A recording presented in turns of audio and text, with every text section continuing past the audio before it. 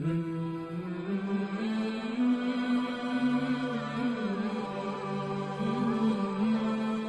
اللہ الرحمن الرحیم۔ اللہ تعالیٰ کے بابرکت نام سے شروع جو بڑا مہربان اور نہایت رحم فرمانے والا ہے۔ سامعین محترم، جب قرآن پاک پڑھنے کا موقع ملا اور احادیث مبارکہ پڑھی اور سنی تو ایک بڑا عجیب سا تاثر پیدا ہوا۔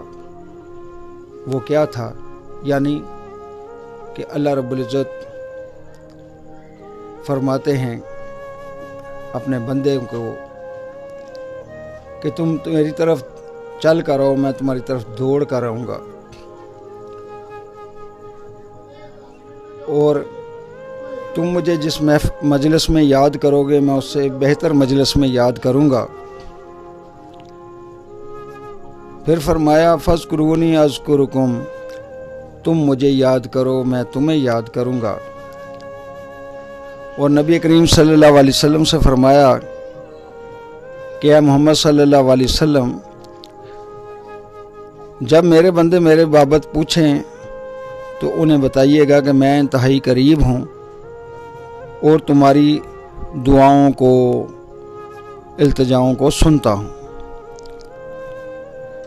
سامعین محترم، جس بات کا میں نے شروع میں ذکر کیا کہ آخر اللہ رب العزت کی وہ کیا مجبوری کہ ایک بندہ اپنے رب کی طرف دوڑ کر جائے، یہ تو سمجھ میں آتا ہے۔ ایک بندہ اپنے رب کو یاد کرے، یہ تو سمجھ میں آتا ہے۔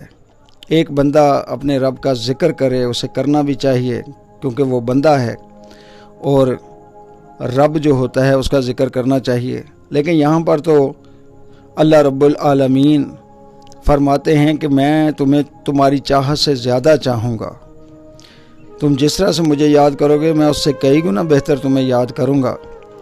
تو میں نے سوچا کہ آخر اس میں اللہ کی مجبوری کیا ہے؟ تو سامعین محترم، جب میں نے ماں کے مختلف روپ دیکھے تو مجھے سمجھ آیا کہ اللہ کی مجبوری کیا ہے۔ یعنی ایک ماں کا نالائق بچہ جب دیر سے گھر آئے تو ماں تفکرات کا شکار رہتی ہے۔ ماں اپنے دیگر بچوں کی نسبت اس کے بارے میں زیادہ فکر مند ہوتی ہے کہ کہیں کسی مشکل کا شکار نہ ہو گیا ہو، وہ اس کے لیے دعائیں کرتی رہتی ہے۔ تو سامعین محترم، اللہ رب العزت تو نبی کریم صلی اللہ علیہ وسلم کے فرمان کے مطابق کہ بندے کو 70 ماؤں سے زیادہ پیار کرتے ہیں۔ ایک ماں جس کا اپنے بچے کے ساتھ ایک فانی رشتہ ہوتا ہے، جب وہ اپنے بچے کی تکلیف کو برداشت نہیں کر سکتی تو 70 ماؤں سے زیادہ پیار کرنے والا کیسے برداشت کر سکتا ہے؟ یہ واقعہ تو آپ نے سنا ہوگا کہ جب نبی کریم صلی اللہ علیہ وسلم ایک ایسے صحابی کے گھر گئے کہ جن کے اوپر جان کنی کا عالم تھا لیکن جان نکل نہیں رہی تھی، فرمایا گیا کہ اس کی جان نکلنے کی وجہ کیا ہے، یہ اتنی اذیت میں کیوں ہے؟ تو آپ کو بتایا گیا کہ یہ اپنی ماں کا نافرمان ہے۔ پیغمبر اعظم صلی اللہ علیہ وسلم نے اس کی والدہ کو بلایا اور فرمایا کہ اس کو معاف کر دو تاکہ اس عذاب سے اس کی جان چھوٹ جائے۔ تو والدہ کہنے لگی یا رسول اللہ صلی اللہ علیہ وسلم، میں تو اسے کبھی معاف نہیں کروں گی کیونکہ جتنا اس نے مجھے ستایا ہوا ہے میں اس کو کسی صورت بھی بخشنے کے لیے تیار نہیں ہوں۔ پیغمبر اعظم صلی اللہ علیہ وسلم نے جب یہ دیکھا تو آپ نے اپنے اصحاب کو فرمایا کہ پھر ایسا کرو کہ لکڑیاں جمع کرو، ہم اس کو جلا دیتے ہیں۔